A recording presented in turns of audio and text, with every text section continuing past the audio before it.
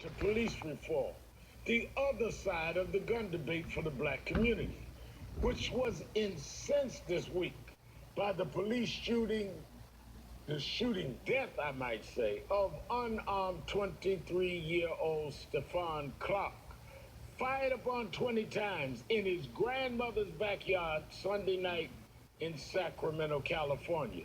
The Sacramento police, investigating a vandalism complaint, initially claimed they felt threatened by what they thought appeared to be a gun, but which later turned out to be a cell phone.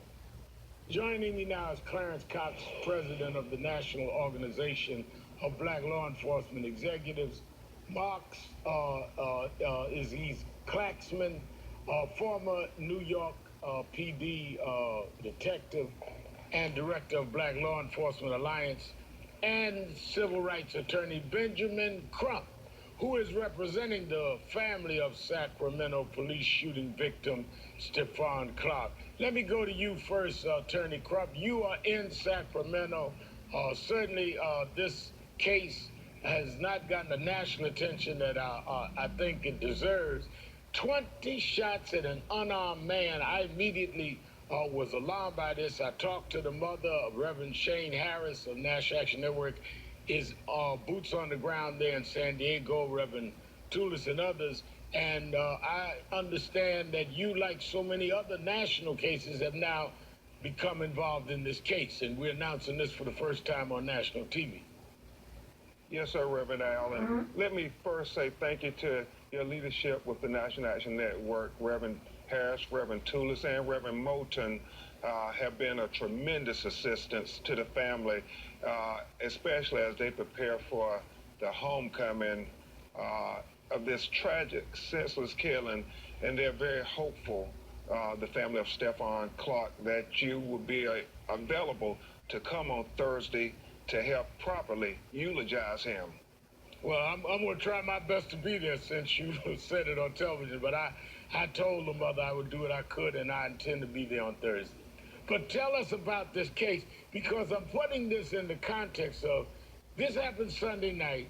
The Attorney General speaks in Birmingham on Friday, and I want to get Mr. Cox's analysis of that as one that was in the room. Yet he doesn't mention this case. He doesn't talk about police reform. He doesn't deal at all, Attorney Crump, with an issue that is raging all over this country. When he met with us as civil rights leaders, he listened, made no commitments. This has been months ago. And we can't talk about gun violence without talking about how police use guns. 20 shots on an unarmed person, Attorney Crump, and I thought it was a gun. Absolutely, Reverend Al. This follows those tragedies like Terrence Crutch in Oklahoma, Laquan McDonald, Walter Scott in Chicago and South Carolina, all over America.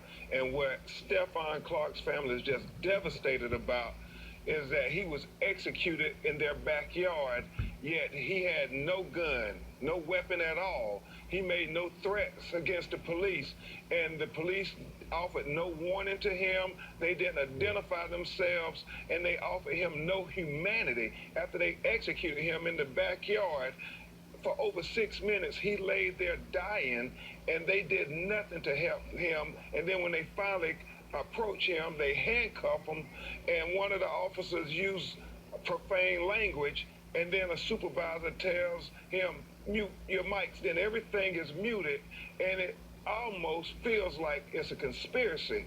And so that's why the family is just outraged and devastated. Now, let me go to you, Clarence Cox. You were in the room. The Attorney General came. Did he address any specifics that he, in leading the Justice Department, would do around policing? And the reason I say that is the former Attorney General, Eric Holder, who went to many of these places, like Ferguson, when many of us were there protesting, and like Loretta Lynch went to Baltimore, did he even address situations like this shooting we just saw? The very week he addressed the group that you were part of, and was he challenged by any of the black police officers in the room about How are we going to deal with police reform when many of them have been subjected to racism by their own colleagues in law enforcement? Good morning, sir. And certainly we were concerned with this shooting that you and Attorney Crump are talking about. But the first thing that we hit him with is the drug penalties that he's trying to